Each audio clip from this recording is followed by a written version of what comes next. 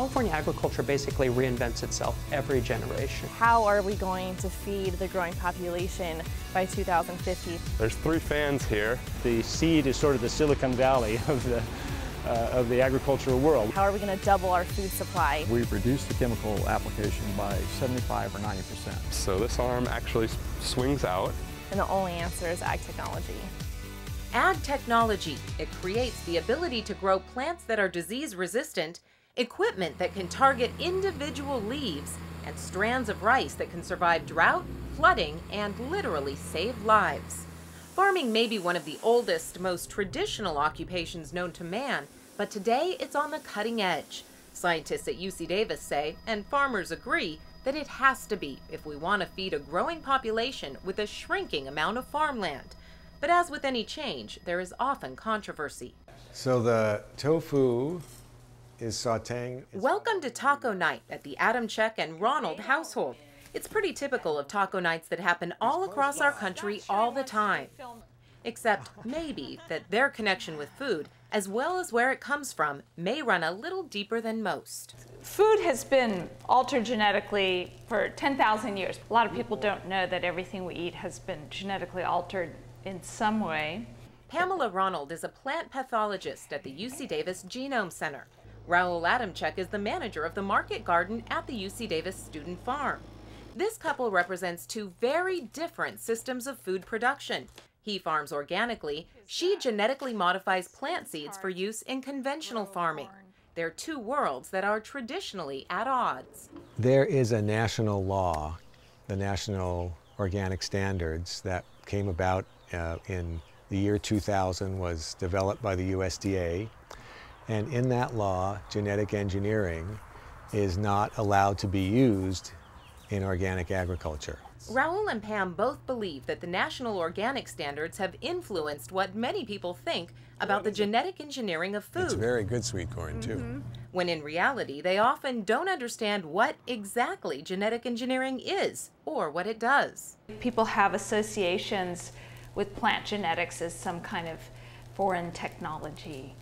And there's concern. They've heard that companies make seeds, corporations breed different varieties, and they're probably not aware that virtually all farmers in the United States do buy seeds, including organic farmers. So here's a quick lesson. In plant breeding, genes are transferred between the same species to create a desired characteristic.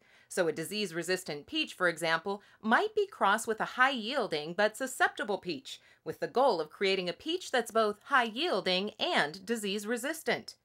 In genetic engineering, genes can be transferred between different species. A life-saving example is golden rice, soon to be released on the market. The new rice contains beta-carotene derived from daffodils and is believed to meet a vitamin A deficiency in underdeveloped nations that currently causes 550,000 children to go blind each year, and half of them to die. People, I think, aren't really clear as to what the benefits are of genetically engineered seed and why farmers want it. The benefits, Ronald says, are clear. With genetic engineering, scientists are able to create seeds that solve problems. They can fight pests, withstand drought or flooding, be hardier, more abundant, the list goes on and on.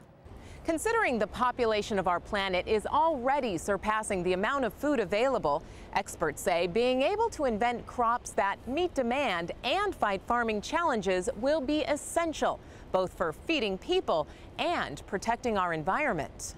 One of the major products that is on the market is insect-resistant crops. That is cotton, for example, or corn, that produce their own resistance to insects. This has enormously reduced the use of pesticides. Prehydrate them, that is. Kent Bradford is director of the Seed Biotechnology Center on the UC Davis campus. Ironically, it sits not far from the organic market garden and is probably one of very few places on the planet where you'll find such traditionally opposing viewpoints working practically side by side.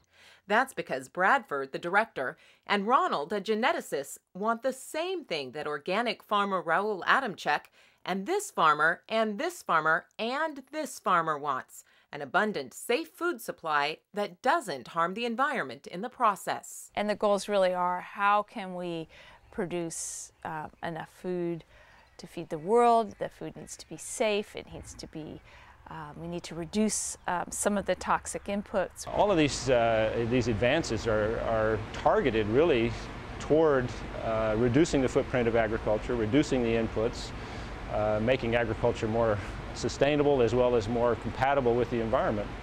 Scientists say solutions to many of the biggest food-producing challenges already exist. Their biggest obstacle is getting consumers to understand the benefits.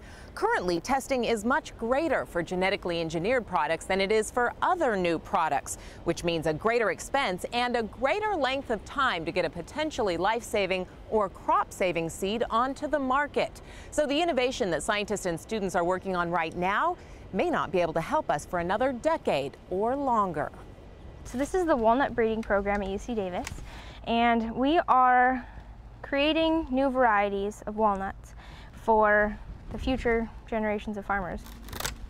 Graduate student Krista Freilinger says 90% of walnuts grown in California are ready for harvest at the same time. She's trying to create a tree that fights common walnut pests and diseases and can produce nuts throughout the year.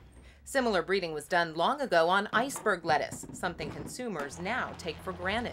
We plant lettuce in California every day, and to produce that identical head of lettuce throughout the state every day, we need 30 to 60 different varieties every year during the course of the year. Plant geneticists could likely find similar solutions for many common and healthy foods, solutions that would produce more of these foods and would enable farmers to use less water, which is in short supply, and fewer chemicals, if any at all. It's hard to imagine that we're going to have more land suddenly come into production. So we're going to have to be much more efficient with what we have. It's not hard to figure out that in order to feed our population and protect our environment, we're going to have to farm smarter, using tools that work better. And that's where precision farming comes in. Generally doing things that is much more localized on a spatial basis. So rather than farming a field, you might farm individual plants, or you might eventually farm individual leaves or smaller and smaller areas. Here at the Western Center for Agricultural Equipment on the UC Davis campus, tools for improved farming are born. I like to sit there and engineer stuff and design stuff, follow through with calculations, and then go out and actually build it. And I think it gives me an edge on other engineers out there in the field that don't have this practical knowledge. Dasa will someday return to his family farm in Stockton as a fourth-generation cherry and walnut farmer.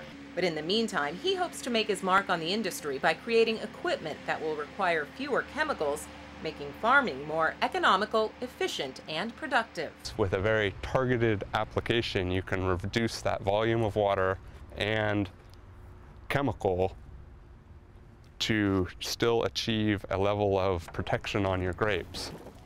Ryan Billing created technology and an improved system for spraying plants as an undergraduate project and finished it while pursuing a master's degree here at UC Davis. He now works on campus as a development engineer. I hope this machine makes it to the market and allows farmers to pass their farms along to their next generation. And that's what it's really about. Continuing the tradition of working the land and feeding our families. It's another aspect of sustainability. It's part of the reason why UC Davis is focused on exploring genetic engineering as well as new ways to farm organically. Why don't you have some salad on your tortillas? It's also why an organic farmer and a genetic engineer, sharing values, can find common ground as they raise a family while living under the same roof. Having the same values and having the same goals, and just coming from a different point of view to get there. When it comes to how food is grown, there may always be passionate advocates on opposite sides of the road. But at UC Davis, researchers, educators, and even students believe that all roads essentially lead to the same place, a place where food is abundant and safe, and the environment is thriving. A place where sustainability isn't a hope or a goal, it's a way of life.